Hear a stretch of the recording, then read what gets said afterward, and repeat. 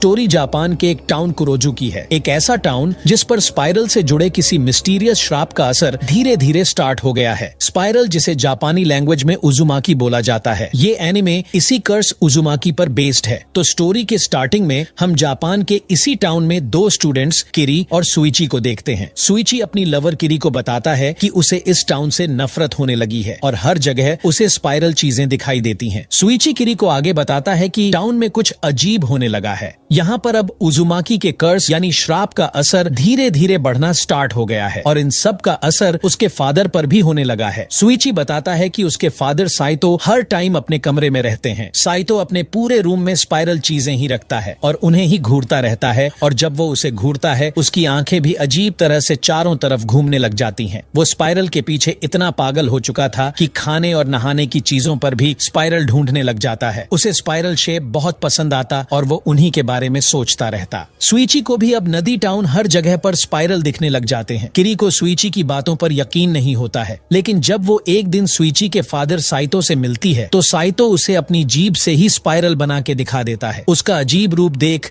किरी बुरी तरह से डर जाती है। दूसरी तरफ किरी की एक न्यू फ्रेंड आजामी, जो कि सिटी से टाउन में पढ़ने के लिए आई होती है, वो सुइची से मिलती है, लेकिन उसके पीछे सुइची को स्पाइरल दिखने लगता है और वो डर जाता है। सुइची देखता है कि आजामी के माथे पर पहले एक छोटा सा निशान था जो कि अब पूरा स्पाइरल बन चुका था। सुइची उस स्पाइरल को देखकर आजामी से बोलता है कि तुम पर भी टाउन का श्राप लग चुका है, इससे पहले कुछ बहुत बुरा हो जाए टाउन से चली जाओ। लेकिन वो उसे पसंद करती थी, इसीलिए मना कर देती है। इसके बाद हम देखते हैं कि सुइची के फादर की डेथ हो गई है और सबको बताया जाता है कि उनकी डेथ सीढ़ियों से फिसल कर हुई है। लेकिन सुइची किरी को असली सच बताता है कि उसके फादर पूरी तरह से पागल हो चुके थे, इसीलिए वो और उसकी मोम साइतो को हॉस्पिटल में एडमिट करना चाहते थे। लेकिन जब वो दोनों उस हॉस्पिटल को देखकर वहां से घर आते हैं तो रात हो चुकी होती है और उसके डैड कहीं भी नहीं दिख रहे होते हैं। साइतो के कमरे में एक गोल टब रखा होता है जिसे साइतो ने कुछ दिन पहले ही ऑर्डर किया था, जिसे खोलते ही वो देखते हैं कि उसमें साइतो के फादर थे। साइतो इस हद तक पागल हो चुका था कि वो अपनी ही बॉडी को स्पाइरल बनाने के लिए खुद को टब में फिट कर लेता है और हड्डियां टूटने से उसकी डेथ हो जाती है। अब जहाँ पर साइतो की डेड बॉडी को जलाया जा रहा था,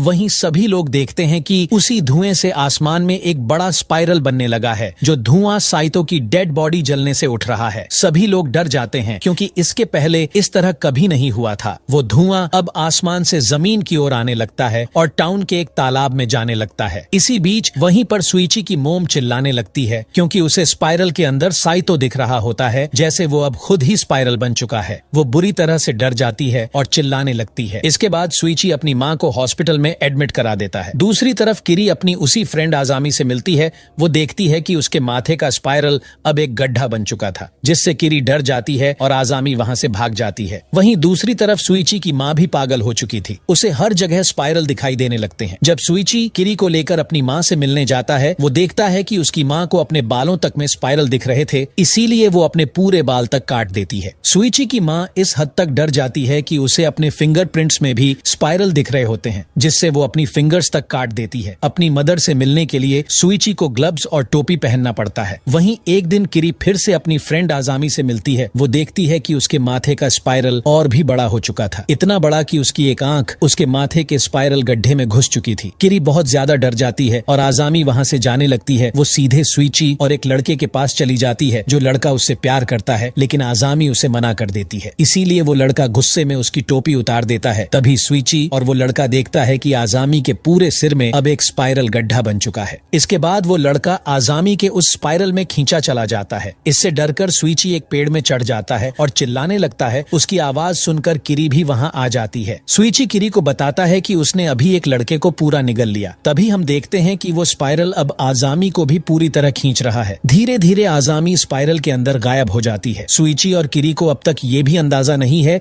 कि अभी तक जो हुआ वो सिर्फ एक शुरुआत है। स्पाइरल का श्राप क्यों और कैसे स्टार्ट और खत्म होगा, ये आगे हमें पता चलेगा। यहीं पर इसका फर्स्ट एपिसोड खत्म हो जाता है। नेक्स्ट पार्ट की वीडियो जल्दी आने वाली है। ऐसी